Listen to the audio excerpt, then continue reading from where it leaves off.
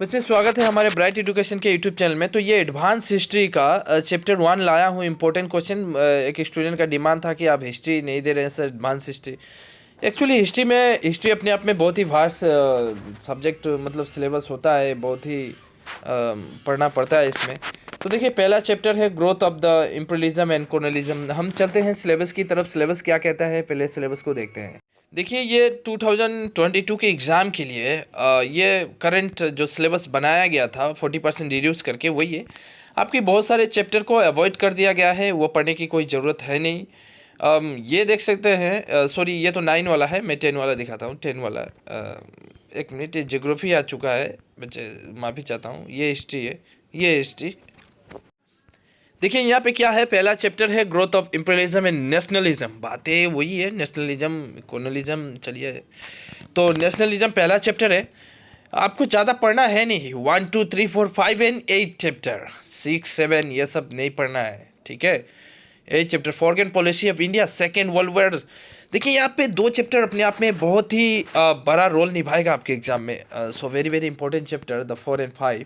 The second world war जो हुआ था, and the United Nation Organisation. ये जो चैप्टर है अपने आप में, ये आपका क्लास 10 का जो सोशल साइंस है, ठीक है, मेन बुक। उस सोशल साइंस का जो पॉलिटिकल है, उस पॉलिटिकल और इकोनॉमिक्स जो बुक है, पॉलिटिकल इकोनॉमिक्स, और कंबाइन करके बनाया गया है। उसमें यूएनओ के बारे में आप आराम से पढ़े हैं, ऑर्गेनाइजेशन के सॉरी सॉरी बच्चे, थोड़ी तबीयत ठीक नहीं है, तो उसके लिए माफ़ी चाहता हूँ। बीमारी चल रही है बहुत सारी, ठीक है। तो ये जो है, मैं कहा कि इसके ये पढ़ने से पहले 20 मार्क कवर हो जाएगा, बहुत बड़ी बात है। ये पढ़ने से पहले, एडवांस हिस्ट्री का ये चैप्टर उठाने से पहले आप एक काम कीजिएगा, अपना जो सोशल का बुक है उसमें जो यूएनओ चैप्टर है उसको पूरा अच्छा से रीड करके याद कर जाइए। एक गोली से 2 शिकार हो जाएगा आपका, वो सोशल में भी काम आ जाएगा, हिस्ट्री में भी काम आ जाएगा।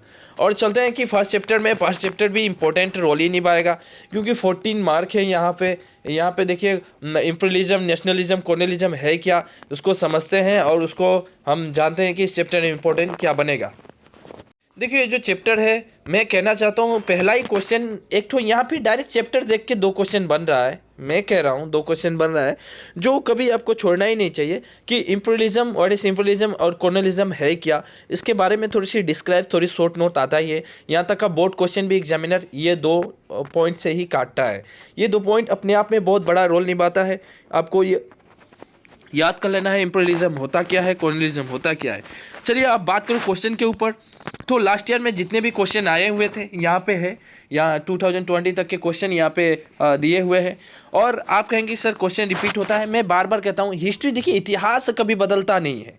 इतिहास कभी बदलता है क्या? तो इतिहास में, हिस्ट्री में होता क्या है, बस थोड़े से 2 वर्ड्स को घुमा के दे दिया जाता है और बच्चे सोचते हैं कि ये हम तो पढ़े नहीं। ऐसा है नहीं।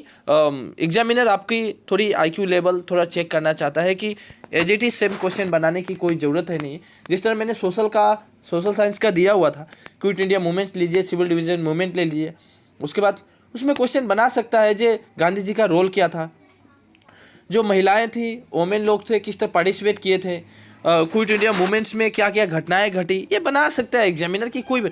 लेकिन टॉपिक वही रहता है, क्विट इंडिया मूवमेंट्स हो गया, सिविल डिवीजन मूवमेंट हो गया, इसके बाद आप जलियांवाला बाग ले लीजिए, 1857 मूवमेंट ले लीजिए। बहुत अच्छा है, हिस्ट्री अपने आप में बहुत अच्छा भी लगता है, पढ़िए और समझ में भी आता है। तो हम बात करते हैं कि शॉर्ट क्वेश्चन को, जिस तरह यहाँ पे दिया है, name the world closely association with the imperialism. By the way, ये जितने भी क्वेश्चन हैं, ये मैं 1 मार्क को आपको कहता हूँ कि आप खुद ही लिख कर निकाल लें। देखिए, 10 में आया था, बहुत बड़ी बात है। 2010 का पेपर आप सोल्व कर रहे हैं, बहुत बड़ी बात है। अभी 2022 चल रहा है, लास्ट 10 ईयर्स का पेपर के क्वेश्चन यहाँ पे मिल रहे हैं आपको। एग्जामिनर की जो पेटेंट है, एग्जामिनर की जो तरीकाएं हैं, किस तरह एग्जामिनर क्वेश्चन देता है, वो एक आइडिया भी मिल रहा है और प्लस क्वेश्चन भी मिल रहा है। बहुत बड़ी बात है कि आपको ये इतने साल के पेपर मिल रहे हैं। लेकिन मेरे पास था ही नहीं हिस्ट्री का, तो मैं कलेक्शन करके ये जो था क्वेश्चन वही दे रहा हूँ मैं। तो ये देखिए, ये 2 बार क्वेश्चन आ चुका है, 11 और 15 में। रिपीट तो होता ही है ना, बार हिस्ट्री है भाई, रिपीट हो गए। हिस्ट्री में तो मैं कहता हूँ 100% रिपीट होता है क्वेश्चन। ये 11 में आ गया, 15 में आ गया, 2 साल के गैप में आ ही जाते हैं, क्वेश्चन रिपीट होते रहता है। तो आप इसको पढ़ ले। मैं इस पर ये नहीं कहूँगा कि आपको ये पढ़ना है नहीं पढ़ना है। 1 मार्क सभी पढ़ना है, यहाँ से एक दो ही आते हैं। जिस तरह the battle of the Plassey was fought in the year, battle of Plassey हुआ कब था? देखिए मुझे अभी भी याद है, ये शायद ये इसका आंसर होगा, शायद नहीं मतलब 100% 1757 होगा। क्यों कि प्लासी का जो मूवमेंट हुआ था, प्लासी का युद्ध बैटल हुआ था, ये हम 1857 जो मूवमेंट पढ़े थे उसकी बस एक पहले मुझे याद था 1757 में हुआ था। तो ये 23 जून को भी हुआ था, ये भी याद रखिए 23 जून एंड 1757 में बैटल ऑफ प्लासी हुआ था। तो चलिए आगे बढ़ते हैं। सिपाही immunity the place in year, देखिए सिपाही इम्यूनिटी आपको मालूम है 1857 में हुआ था, सिपाही विद्रोह, जो ये तो क्लास 10 में भी पढ़े हैं। वांडीवास की लड़ाई जो लड़ी गई थी किस जगह में लड़ी गई थी, कितने सन में लड़ी गई थी, अपने आप में बहुत अच्छा क्वेश्चन है। वांडीवास ये बैटल हुआ था किनके किनके बीच हुआ था ये भी याद रखना है, मैंने किन दो लोगों के बीच हुआ था वांडीवास। देखिए ये वांडीवास की जो बैटल हुआ था ना, ये हुआ था ये 1760 में, यानी 1760 में 1760। लेकिन ये हुआ था आपका जो फ्रेंच थे, फ्रेंच और अंग्रेज़ों के बीच, मतलब ब्रिटिश ईस्ट इंडिया कंपनी जो चल रही थी 1600 में जो ब्रिटिश ईस्ट इंडिया कंपनी हमारे देश में आई थी, तो इन दोनों के बीच में ये बैटल हुआ था। और ये बस बिजनेस के पर्पज़ से ही हुआ था कि बिजनेस करने के लिए दोनों ही, देखिए वो भी आए थे, ये भी आए थे। हिस्ट्री पढ़िएगा, ये पढ़ाने में भी मज़ा लगता है, मैं पढ़ा हूँ इसलिए अच्छा भी लगता है, तो आप पढ़ के समझ में आ जाएगा। अभी समझाने के समय नहीं, बस क्वेश्चन दे रहा हूँ। अगर समझ में ना आए तो आप लोगों को पहले ही कहना चाहिए था, पहले ही कमेंट करते कि सर हिस्ट्री पढ़ाई है। बाय द वे बुक भी मेरे पास नहीं है। आप लोग को अगर कुछ समझ में नहीं आता है तो आप लोग मुझे कहिए, मैं समझा दूंगा। तो ये सब कर ले, एक एक मार्क का क्वेश्चन है, ये करना है, ठीक है। मैं दिखा देता हूँ इंडस्ट्रियल रिवोल्यूशन।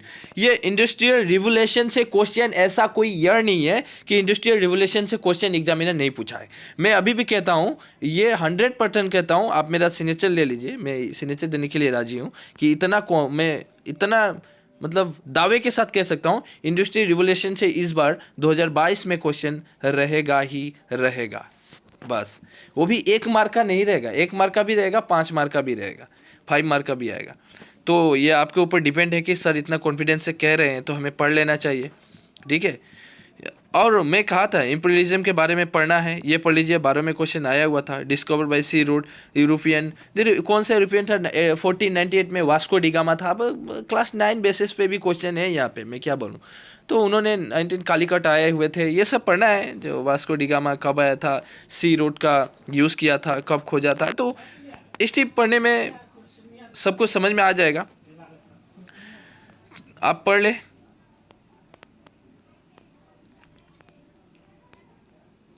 देखिए टेलीफोन का इन्वेंशन कौन किया था, ये सब 1-1 मार्क का है, ये तो करना ही करना है।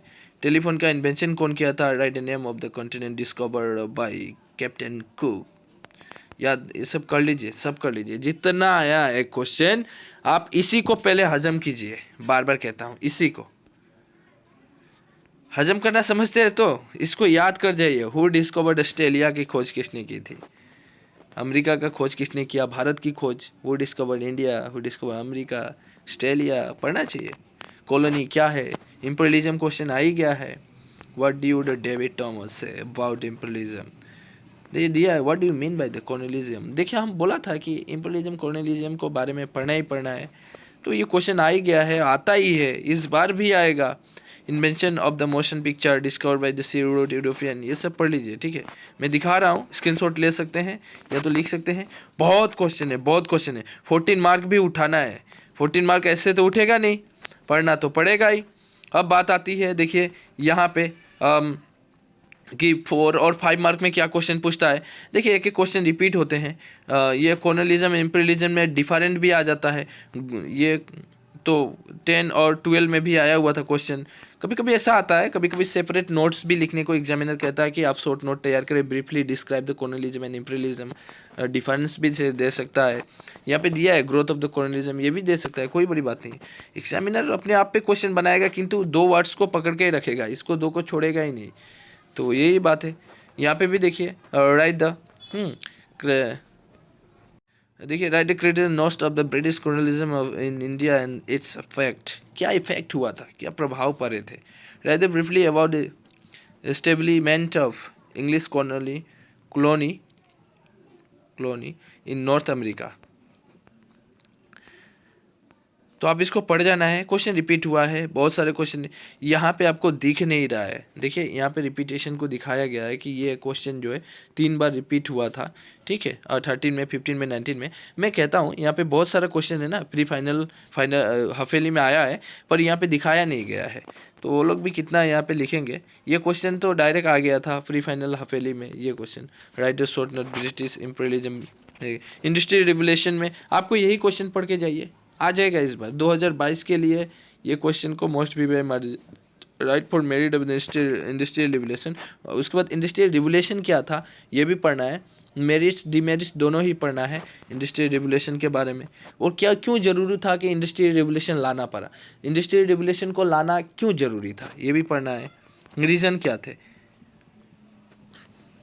ये सब पढ़ लेना है। मेरी तबीयत भी इतना ठीक नहीं है, देखिए ये भी क्वेश्चन आ गया था। तो बट मैं आशा करता हूँ आपको ये बहुत हेल्पफुल रहा होगा।